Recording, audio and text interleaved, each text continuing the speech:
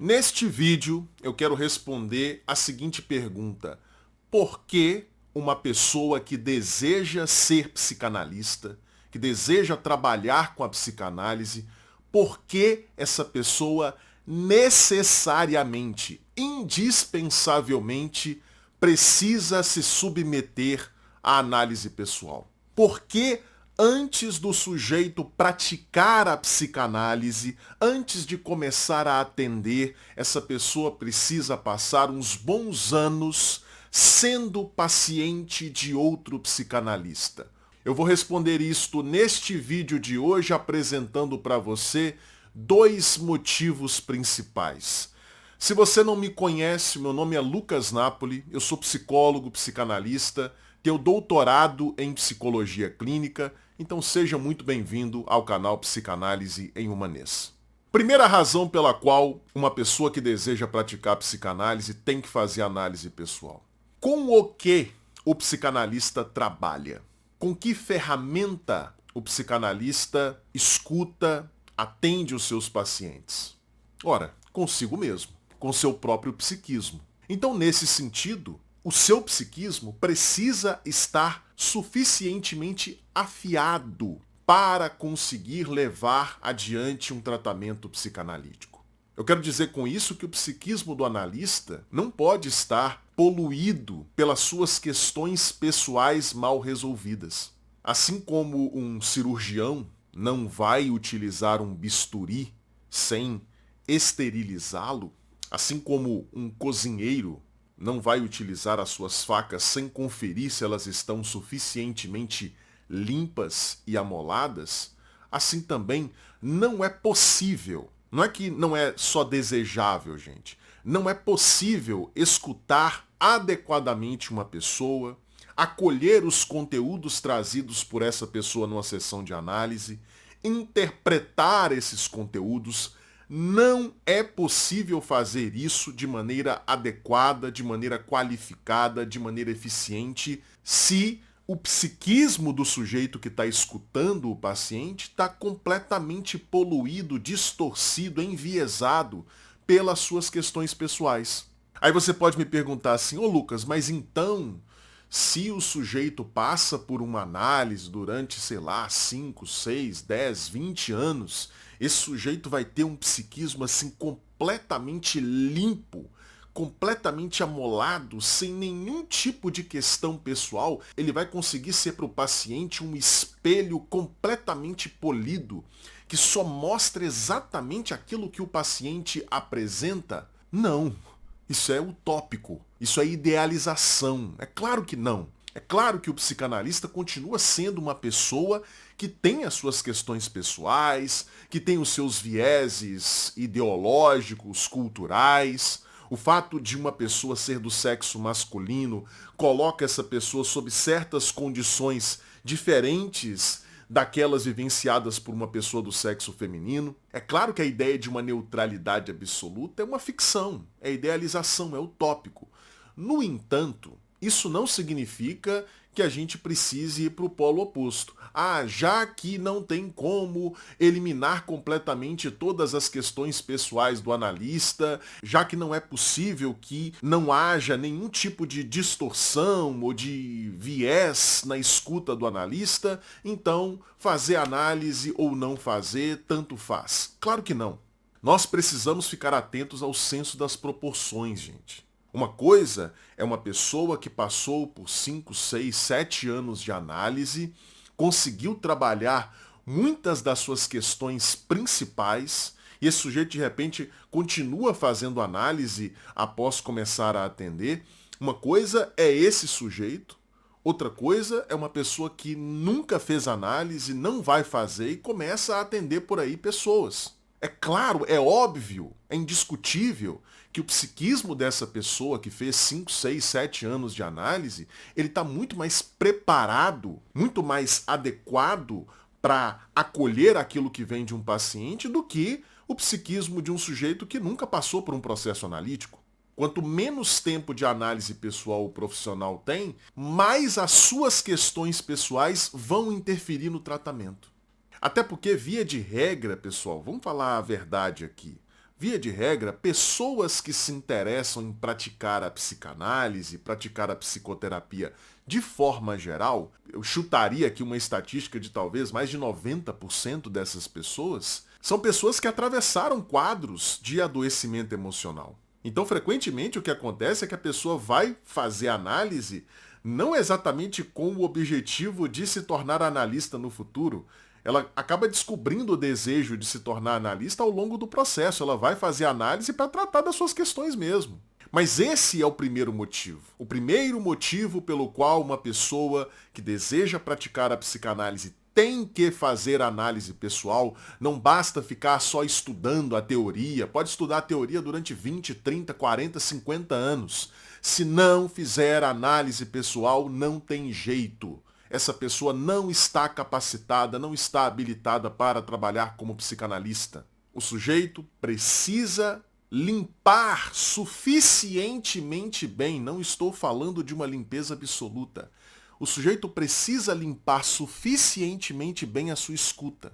E a sujeira que atrapalha essa escuta é constituída pelas suas questões pessoais mal resolvidas. Ah, Lucas, quanto tempo leva para fazer essa limpeza suficientemente boa? Não há critérios cronológicos absolutos, gente. Ah, são 5 anos de análise, são 10 anos de análise, são 20 anos de análise. Cada pessoa é responsável por fazer essa avaliação.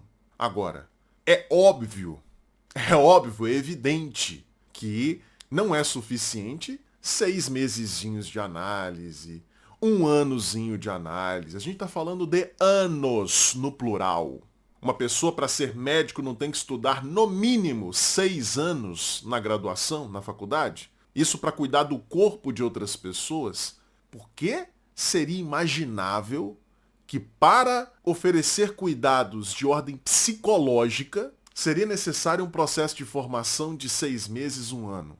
Então são necessários anos de análise pessoal para fazer essa limpeza suficientemente boa do próprio psiquismo, da própria escuta, para poder acolher aquilo que vem do paciente.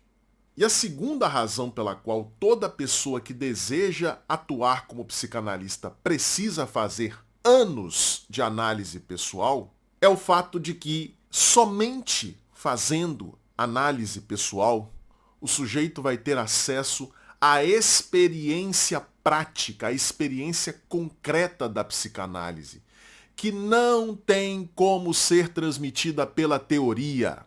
Diferentemente de outras profissões, até de outros tipos de psicoterapia, em que o sujeito vai lá, estuda a teoria e simplesmente tenta aplicar essa teoria na prática clínica, na psicanálise não funciona assim.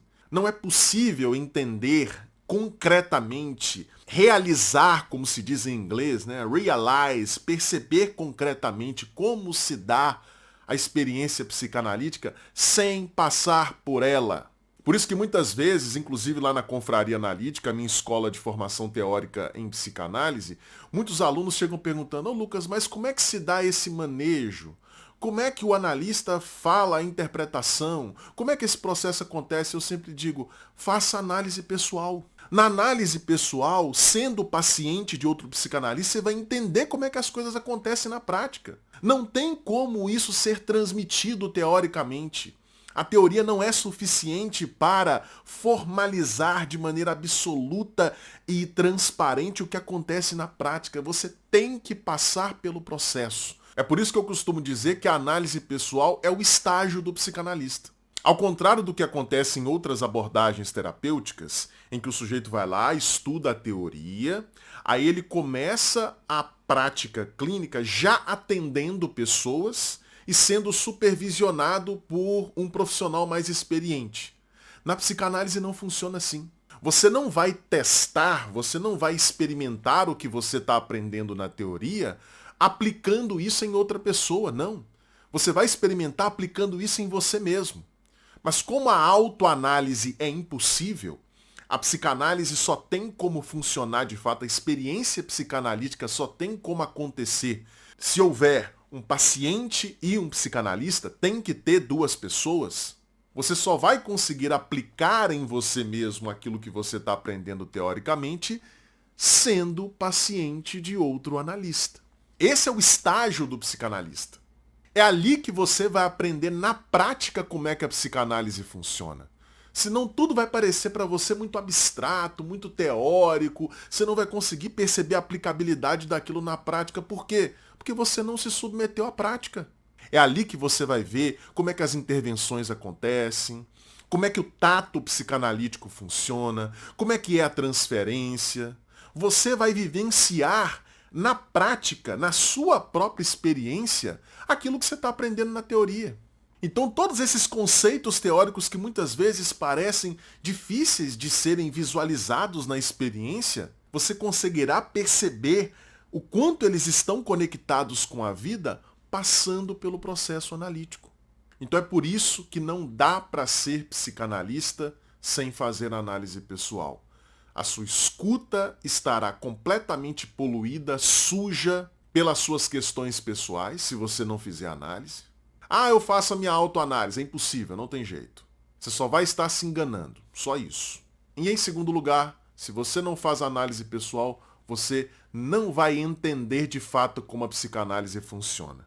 Aí você vai lá, estudou um monte de teoria, vai tentar aplicar aquilo nos seus pacientes e só vai fazer bobagem, porque você não vai fazer a menor ideia de como o processo de fato acontece. Para internalizar de fato o enquadre psicanalítico e entender de fato como a psicanálise funciona, você tem que passar uns bons anos no divã de outro psicanalista. E se você está nesse processo, você já está fazendo a sua análise pessoal, e quer estudar a teoria psicanalítica de forma simples, didática, acessível, eu convido você a fazer parte da Confraria Analítica, a minha escola de formação teórica em psicanálise. É uma escola de formação permanente, não é um curso. Até porque não existe curso de psicanálise com começo, meio e fim. A formação teórica em psicanálise ela é permanente. Então eu convido você a fazer parte da confraria. Lá você vai ter acesso, neste momento, a quase 400 horas de aulas já disponíveis e a mais 2 aulas novas toda semana. Uma aula ao vivo, que acontece toda segunda às 8 horas da noite, que fica gravada, e uma aula gravada mais curta, que é publicada toda sexta-feira. Para fazer parte da confraria é muito simples e muito acessível financeiramente. Então clica no primeiro link que vai estar aqui na descrição, você vai ser levado para a nossa página de vendas e vai fazer a sua assinatura para se juntar aos mais de 2.500 alunos que estão comigo lá na confraria. Bom, e antes de terminar esse vídeo, deixa eu falar rapidinho para você sobre os meus 3 e-books. O primeiro deles se chama O que um psicanalista faz, em que eu explico de maneira rápida, simples, didática, o que acontece num consultório de psicanálise.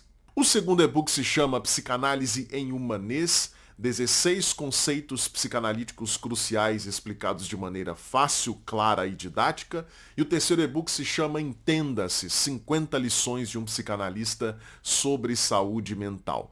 Você pode comprar esses 3 e-books, cada um deles separadamente, mas você pode também comprar os 3 juntos num pacote promocional. Os links, tanto para cada um dos e-books quanto para o pacote promocional, estão aqui na descrição também. E se você gostou desse vídeo, não deixe de dar o seu like, não deixe de fazer um comentário dizendo o que você achou do vídeo, sugerindo temas para os próximos e, claro, não deixe de compartilhar. Mande aí em todos os seus grupos de WhatsApp, principalmente se você fizer parte aí de grupos de WhatsApp voltados para a psicanálise, mande este vídeo para todo mundo, certo? E nós nos encontramos no próximo vídeo. Um grande abraço para você. Tchau, tchau.